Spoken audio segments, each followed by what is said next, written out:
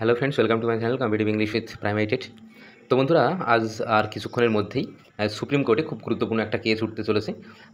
তো এই কেসটাই কিন্তু সাধারণত এই যে প্যানেলটা ইতিমধ্যে বেরিয়ে গেছে, যার নিয়োগও কিন্তু ইতিমধ্যে শেষ হয়ে গেছে, প্রায় সব নিয়োগই শেষ 2022 রিক্রুটমেন্টের। তো এই যে প্যানেল, তো এই প্যানেলের কিন্তু একদম একেবারে একটা অন্তরায় ছিল, সেটা হলো 2022 যে কেস। তো এই 2022 কেসটা কিন্তু আজকে উঠতে চলেছে। 2022 কেসটা কিন্তু এখনও পর্যন্ত নিষ্পত্তি হয়নি। 2022 কেসটা কী, এই সংক্রান্ত কিন্তু অনেক ভিডিও আমার এই চ্যানেলে ইতিমধ্যে আপলোড রয়েছে। তো যাই হোক, এই যে 2022 যে ডিএলএড ব্যাচ, তারা শেষ পর্যন্ত কি নিয়োগপত্র পাবে কি না, তারা কতটা বৈধ, তো সেটা নিয়ে ইতিমধ্যেও কিন্তু অনেক হিয়ারিং হয়েছে।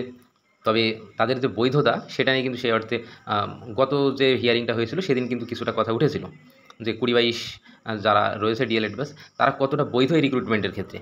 তো যাই হোক, তো আশা করা যায় আজকে যে হিয়ারিং রয়েছে, এই হিয়ারিংয়ে কিন্তু আরও ভালোভাবে বিষয়টা একদম সবার সামনে কিন্তু উন্মুক্ত হবে যে 2022 কতটা বৈধ। কারণ আমরা মানে যেটা জানি, কোনো রিক্রুটমেন্ট প্রসেস যখন শুরু হয়, তখন কিন্তু কোনো ডিএলএড ব্যাচকে তাদের মানে 2 বছরেরই যে মার্কশিট, মানে ফাইনাল যে মার্কশিট ডিএলএডের, তো সেটা কিন্তু হাতে থাকতে হবে। তো সেটা কিন্তু ছিল না 2022 ব্যাচের।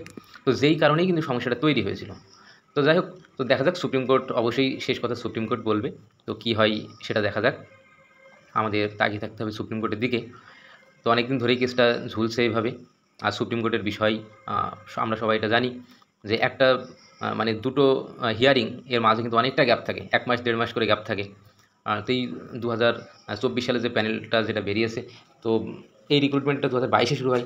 তো এই রিক্রুটমেন্টটা আরও অনেকটা আগেই কিন্তু হয়ে যেত। তবে এই যে 2022-এর কেসটা, এই কেসটার জন্য কিন্তু অনেকটা ডিলে হয়েছে। তো যাই হোক, শেষ পর্যন্ত যে সেন্ট্রাল যে কাউন্সেলিং, স্টেট লেভেল যে কাউন্সেলিং, সেটাও কিন্তু ইতিমধ্যে হয়ে গেছে। যাই হোক, তো খুবই ভালো ব্যাপার। আর এখনও পর্যন্ত আর যে কিছু ভ্যাকেন্সি পড়ে আছে 2022 ব্যাচের জন্য, তো দেখা যাক শেষ পর্যন্ত এটা কী হয়। 2022 যদি ইনভ্যালিড হয়ে যায়, তাই সেই ক্ষেত্রে এখনও যারা আনঅ্যাবজর্বড রয়েছে, তো তাদের কিন্তু অবশ্যই ভাগ্য খুলতে চলেছে। আর যদি 2022রা যদি সেই ক্ষেত্রে জিতে যায়, তাদেরকে যদি নিয়োগের যে রায়, সেটা যদি সুপ্রিম কোর্ট থেকে দিয়ে দেয়, তাহলে তাদের ক্ষেত্রেও কিন্তু এটা বেশ সুবর্ণ সুযোগ হতে চলেছে। তারাও কিন্তু তাহলে অ্যাপয়েন্টেড হয়ে যাবে। তো দেখা যাক শেষ পর্যন্ত কী হয়।